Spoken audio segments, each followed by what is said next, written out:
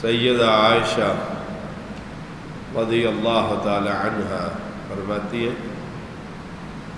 میں نے رسول اللہ صلی اللہ علیہ وسلم کو کبھی بھی کھل کر ہنستے ہوئے نہیں دیکھا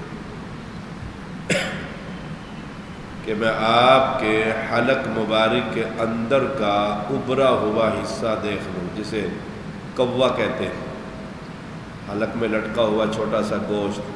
راجہ صاحب کیا کہتے ہیں؟ کوا کہتے ہیں، کوا کہتے ہیں۔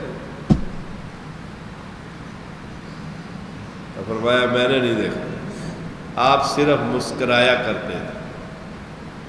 ایک اور روایت میں بہت زیادہ ہنسنا انسان کا دل مردہ کر دیتا ہے، دل مردہ ہو جاتا ہے۔ آپ صلی اللہ علیہ وسلم نے فرمایا میں نے جو کچھ دیکھا ہے نا، اگر تم دیکھ لو، بہت زیادہ رو اور بہت کم ہنسو۔ کیا دیکھا تھا؟ دوزخ، جنت کی نعمتیں۔ تو کھل کر اتنا ہنسنا کہ دل مردہ ہو جائے، یہ صحیح نہیں۔ فرمایا آپ جب بادل یا آندھی دیکھتے تو اس کا اثر آپ کے چہرہ انور پر ظاہر ہو جاتا ہے۔ عائشہ رضی اللہ تعالیٰ نے پوچھا اللہ کے رسول صلی اللہ علیہ وسلم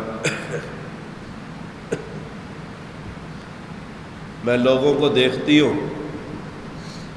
جب وہ بادل دیکھتے ہیں تو خوش ہو جاتے ہیں، ہم بھی خوش ہو جاتے ہیں۔ بادل دیکھتے ہیں تو گرمی کم ہو گئی، بارش برس جائے گی۔ آپ بادلوں کو دیکھتے ہیں تو آپ کے چہرے پر ناپسندیدگی کا اظہار، پریشانی۔ اور ہمارے ہاں تو قوم، اللہ ہدایت دے ہم سب کو، سیلاب آتا ہے تو پل کے اوپر کھڑے جاتے ہیں پکنک منانے کے لیے، موت کے منہ پہ، ادھر سے اللہ کا عذاب اور ادھر قوم۔ اور حکام میں سے اکثر کہتے ہیں ہماری قوم بڑی بہادر ہے، ڈٹ کر مقابلہ کرے گی رب کا۔ سبحان اللہ، رب کے عذاب کا کون مقابلہ کر سکتا ہے؟ آپ صلی اللہ علیہ وسلم نے فرمایا یا عائشہ ما یؤمننی ان یکون فیہ عذاب، عائشہ مجھے ڈر لگتا ہے کہ بادلوں میں عذاب نہ ہو، ڈر لگتا ہے۔ وہ ایک مرتبہ یاد ہے اسلام آباد میں 5 گھنٹے بارش برسی تھی تو نالا لئی نے طوفان تباہی پھیر دی، اور مجھے ڈر لگتا ہے ان میں عذاب نہ ہو بادلوں میں۔ قد عذب قوم بالریح، ایک قوم کو آندھی کے عذاب نے برباد کر دیا تھا، ہوائی آئی تھی، سورۃ الحاقہ میں بھی آتا ہے۔ 7 لیال و 8 ایام، 7 راتیں اور 8 دن اندھیری چلی نہ، ہوا ساری قوم تباہ کرنا۔ اور میں ایک قوم کو ایسے ہوا سے تباہ کر دیا گیا۔ جب اللہ نے فرشتے کو کہا نا ہوا چھوڑ نہ کھول، اس نے کہا انگوٹھی کے نگینے جیسا کھول دوں اتنی سی، اور میں اگر اتنی کھول دی دنیا میں کوئی بندہ ہی نہیں بچے گا، ساری دنیا تباہ ہو جائے گی۔ اور ایک حدیث میں آتا ہے جہنم کو جب بند کر دیا جاتا ہے، اگر سوئی کے ناکے کے برابر سوراخ کر دیا جائے اور وہ ہوا دنیا میں بھیج دے، ساری دنیا مر جائے۔ اور ہم طوفانوں کے اندر، ادھر طوفان، بارش، اندھیریاں، اور گاڑی نکالتے مری، ساری قوم پھنسی کھڑی ہوتی ہے وہاں پر، پھر گالیاں کس کو دے رہی ہوتی ہیں؟ حکومت کو۔ عذاب کے موقع پر رسول اللہ صلی اللہ علیہ وسلم پریشان ہو رہے ہیں۔ ایک حدیث میں آتا ہے کبھی اندر کمرے میں جاتے ہیں، کبھی باہر جاتے ہیں، کبھی اندر آتے ہیں، کبھی باہر جاتے ہیں، پریشان ہے۔ جب بادل چھٹ جاتے ہیں آپ صلی اللہ علیہ وسلم کو سکون آ جاتا ہے۔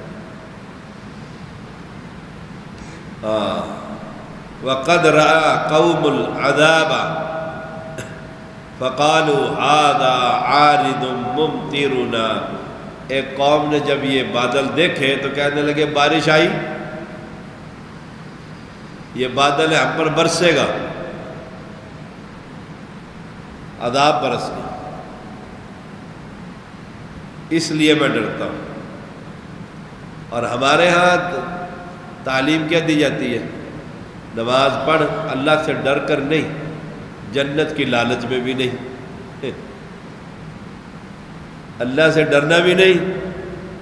وہ ایک لاہور کا مولوی تھا، میں نے اس کو جواب دیا ہے، وہ کہتا اللہ سے ڈرو ہی نہ، لا حول ولا قوت الا باللہ، اللہ سے کیا ڈرنے کی ضرورت ہے؟ اللہ اکبر۔ اور قرآن کا پہلی آیت ھدی للمتقین، ڈرنے والوں کے لیے ہدایت ہے قرآن۔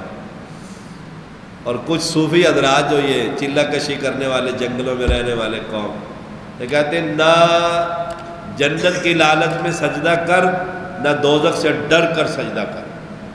اور قرآن کہتے ہیں یدعون ربہم خوفا وطمعا، خوف اور جنت کی طمع کی وجہ سے لوگ اللہ کی عبادتیں کرتے ہیں، اللہ کو پکارتے ہیں۔ وہ ایک کہتے کلندریہ تھی، عورت جو تھی رابعہ بصری، آپ نے بھی نام سنا، کہاں تک حقیقت ہے ان کی حکایتیں مشہور ہیں کہ وہ ایک ہاتھ میں پانی اور ایک ہاتھ میں آگ لے کر پھر رہی تھی۔ کسی نے پوچھا بی بی خیر ہے؟ اس نے کہا جنت کو آگ لگاؤں گی، دوزخ کو پانی سے بجھا دوں گی۔ اللہ اکبر، تاکہ لوگ بغیر کسی ڈر کے اور لالچ کے اللہ کی عبادت کریں۔ سبحان اللہ۔ وہ بندے نے اپنے آپ کو جلوا لیا تھا اولاد سے، راکھ کو اللہ نے بندہ بنا کے پوچھا کیوں ایسا کیا ہے؟ کہا اللہ تیرے ڈر سے۔ اللہ نے فرمایا جا جنت ہے۔ ڈر کے جیسے کیا کہا؟ جا جنت۔ یہ کہنا کہ آگ لگا، اللہ کی جنت کو کوئی آگ لگا سکتا ہے اور دوزخ بجھا سکتا ہے؟ حل من مزید، وہ تو پکارتی رہے گی یا اللہ اور اور اور اور، حتیٰ کہ اللہ اپنا قدم رکھ دے گا، پھر وہ کہے گی بس۔ ہمیشہ گناہ چھوڑیے اللہ کے ڈر سے، اللہ کے خوف سے، ہمیشہ نیکی کیجئے اللہ سے جنت اور اس کی رضا حاصل کرنے کے لیے۔ صحیح بخاری 4828 صلی اللہ علیہ وسلم۔